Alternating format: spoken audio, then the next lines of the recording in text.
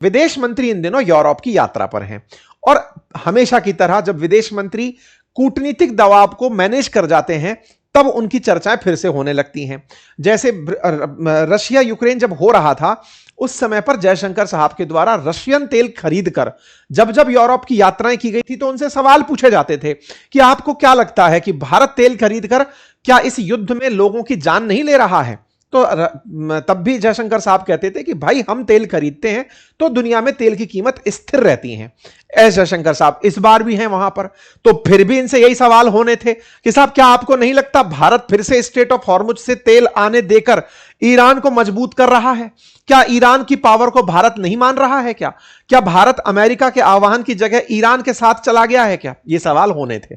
भारत के विदेश मंत्री वहां पहुंचते हैं और उन्होंने कहा कि मैं अपने स्तर पर ईरान के साथ बातचीत कर रहा हूं और उसके नतीजे हमें मिलने लगे हैं और हमने भारतीय झंडे वाले जहाजों को गुजरने के लिए अभी कोई स्थायी समझौता नहीं किया है कि हमें ईरान को इसके बदले कुछ देना पड़े। हम अपनी तरफ से अपने काम को कर रहे हैं। आपने इस जानकारी को यहां पर साझा किया और कहा कि आप यह ना समझें कि भारत ही है जो केवल उनके साथ बातचीत कर रहा है। उनके अनुसार फ्रांस और इटली जैसे उन यूरोपीय देश भी उसमें शामिल हैं जो दोबारा शुरू होने के लिए यानी कि हॉर्मुज के रास्ते माल वापस बाहर निकल पाए उसके लिए तेहरान के साथ लगातार बातचीत में लगे हुए हैं। तो जयशंकर साहब ने ब्रसेल्स में इस बात को कहा, बेल्जियम की राजधानी में यूरोपियन यूनियन के साथ बातचीत करते समय कि तमाम नेताओं के साथ बातचीत करते समय यह कहा कि आप फिर से यह मत कहिएगा हम बातचीत में लगे हैं, हम अपना तेल वहां से निकलवा के लाने में कामयाब हुए हैं। और केवल हम ही नहीं, आप में से भी बहुत सारे देश ऐसे हैं जो ईरान के साथ बातचीत में लगे हुए हैं। तो भारत पर इस दबाव ना बनाया जाए। ठीक है साहब, तो साहब भारत की तरफ से यहां पर बातचीत रख दी गई। लेकिन एक बड़ी बातचीत यहां पर यह हुई कि जो फिनलैंड के प्रेसिडेंट हैं जो अभी रायसीना डायलॉग में आए भी थे एज ए स्पीकर, उन्होंने अपनी तरफ से कहा कि इसके अंदर अब युद्ध विराम होना चाहिए और युद्ध विराम में भारत भूमिका निभा सकता है। मतलब यूरोप अब भारत को मध्यस्थ के रूप में देख रहा है और वो बकायदा जयशंकर साहब का नाम उन्होंने इस बात के लिए लिया कि जब जयशंकर साहब ने इस पूरी स्थिति में भारत के विदेश मंत्रालय ने अपने जहाज वहां से पार करवा लिए, इसका मतलब भारत अमेरिका से रशियन तेल खरीदने के लिए मनवा लिया और दूसरा ईरान से अपने जहाज निकलवा लिया। दोनों के साथ भारत पार्टी नहीं, दोनों के साथ भारत के संबंध अच्छे, तो भारत को मध्यस्थ बनना चाहिए इस युद्ध को रुकवाने में। कौन कह रहा है? फिनलैंड के प्रेसिडेंट के द्वारा यह बात यहां पर रखी गई। ठीक है साहब, तो जहां तक रही बात इसकी कि दुनिया कैसे ले रही है वो हमने बता दिया। क्या भारत ने शर्तें मानी? ऐसा कोई बात नहीं था। क्या भारत ने अपने नेवी के जहाज भेजे? तो उसका जवाब यह था कि भारत अपने ऑयल टैंकर्स, गैस टैंकर्स, स्वाभाविक सी बात है ना, इतनी मेहनत से आप कूटनीति से लगाकर ला रहे हो, उधर से समुद्री लुटेरे आए और इन जहाजों पर बैठे हुए जो हमारे नाविक हैं उनको बंधक बनाकर और जहाज को मोड़ के अपनी तरफ ले जाएं, तो फिर एक अलग युद्ध लड़ना पड़े कि साहब हमारा जहाज छोड़ दो। तो ऐसे में भारत ने गल्फ ऑफ मतलब आदेन के अंदर अपनी तरफ से ऑपरेशन संकल्प को चलाते हुए ये तमाम कार्यों को किया हुआ है। ठीक है साहब, सुरक्षित किया हुआ है।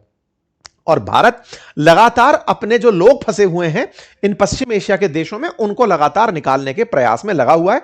विदेश मंत्रालय की तरफ से इन बातों को कहा गया। विदेश मंत्रालय ने यह भी कहा कि हम अपने सिटीजन्स को जो ईरान के साथ बॉर्डर पर टच हैं, आर्मेनिया, अजरबैजान में, उन्हें निकालने का लगातार प्रयास कर रहे हैं। ये तो रहे तेल समाचार। अब इनके समाचार यानी ट्रंप समाचार भी जान लीजिए। ट्रंप समाचार ये है कि युद्ध का चूंकि 18वां दिन चल रहा है और अमेरिका लगभग फंस चुका है, तो ट्रंप कल अपीयर हुए थे।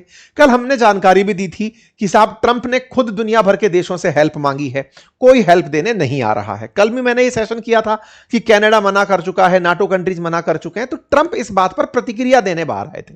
उनसे पूछा गया कि साहब क्या ये जंग 1-2 हफ्ते में खत्म हो सकती है क्या? ये तमाम प्रकार के प्रश्न थे। तो उन्होंने कहा कि जल्द ही खत्म होगी, लेकिन कितना समय लगेगा ये तो नहीं पता। लेकिन उनका कहना है कि उन्हें इस बड़े बड़े विशेषज्ञों में से किसी ने यह नहीं सोचा था कि ईरान उन देशों पर हमला करेगा जो युद्ध में शरीक नहीं है। कुल मिलाकर के ये फिर से उन पश्चिम एशिया के देश कतर, बहरीन, कुवैत, ओमान, इन सबको उकसाने का प्रयास कर रहे थे, यूएई, सऊदी, कि तुम काहे नहीं मारते? मैंने तो युद्ध इसलिए शुरू करवाया था कि एक बार तुम लोगों पर जब गोले आके गिरने शुरू होंगे तुम खुद की सुरक्षा के लिए ईरान को मारने निकलोगे। तुम नहीं निकल रहे, इस बात का इन्हें दुख है। ट्रंप अपनी तरफ से खूब भड़ास निकले। इनसे पूछा गया कि सर आपको लगता है कि युद्ध खत्म हो जाएगा इस हफ्ते? बोले सोचता हूं पर पता नहीं कि कब खत्म होगा। बड़ी ही अनसर्टेनिटी की स्थिति में थे। एक बड़ा ही बचकाना बयान दिया। इन्होंने कहा कि मैंने अपने कई फॉर्मर प्रेसिडेंट्स से बात की। उन्होंने कहा कि वाह ट्रंप, तुमने वो कर दिखाया जो हम करना चाहते थे। क्या करना चाहते थे? अमेरिका ईरान पर गोला मारना चाहता था। मुझे तारीफ मिली तो लोगों ने पूछा सर किसने करी?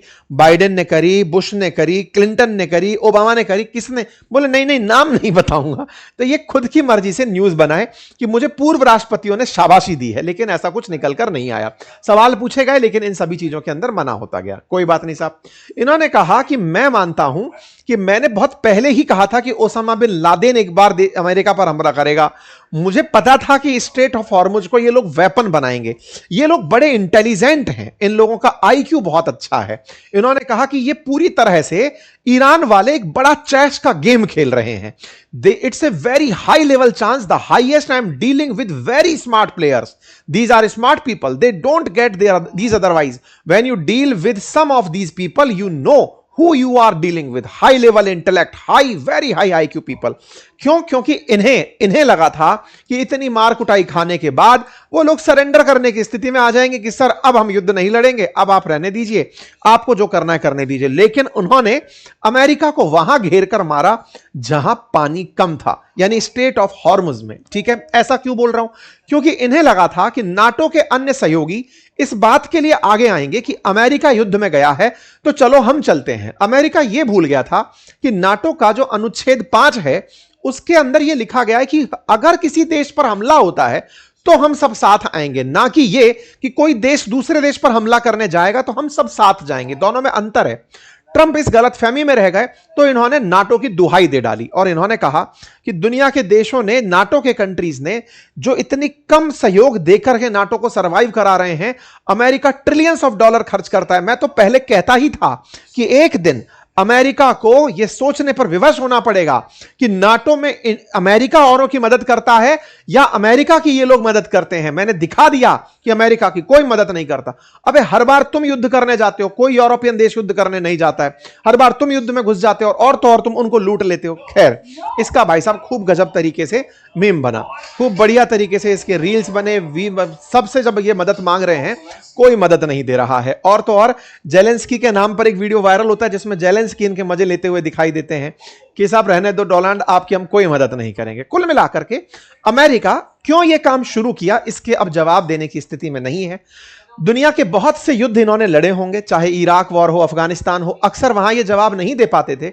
लेकिन पहली बार ये इस मामले में भी आकर फंसते हुए दिखाई दे रहे हैं, इनके सीनेटर्स फंसते हुए दिखाई दे रहे हैं। हाँ, इस रविवार सुबह 11 बजे एक फ्री वेबिनार रखी गई है। उस फ्री वेबिनार को ज्वाइन करने के लिए लिंक कमेंट बॉक्स में पिन किया गया है। कम्युनिटी लगातार हमारी जो क्योंकि लिंक जब ज्वाइन करोगे तो आपको एक व्हाट्सएप कम्युनिटी पर जोड़ने के लिए कहा जाएगा।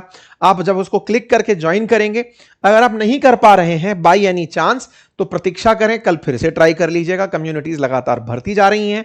आपको क्लास का लिंक उन कम्युनिटीज में दे दिया जाएगा। आप तब जाकर रविवार के दिन ऑटोमेटिक दिए गए इंस्ट्रक्शन को फॉलो करते हुए उन क्लासेस को ज्वाइन कर पाएंगे। ठीक है साहब, बहुत बहुत धन्यवाद। अपना ख्याल रखें।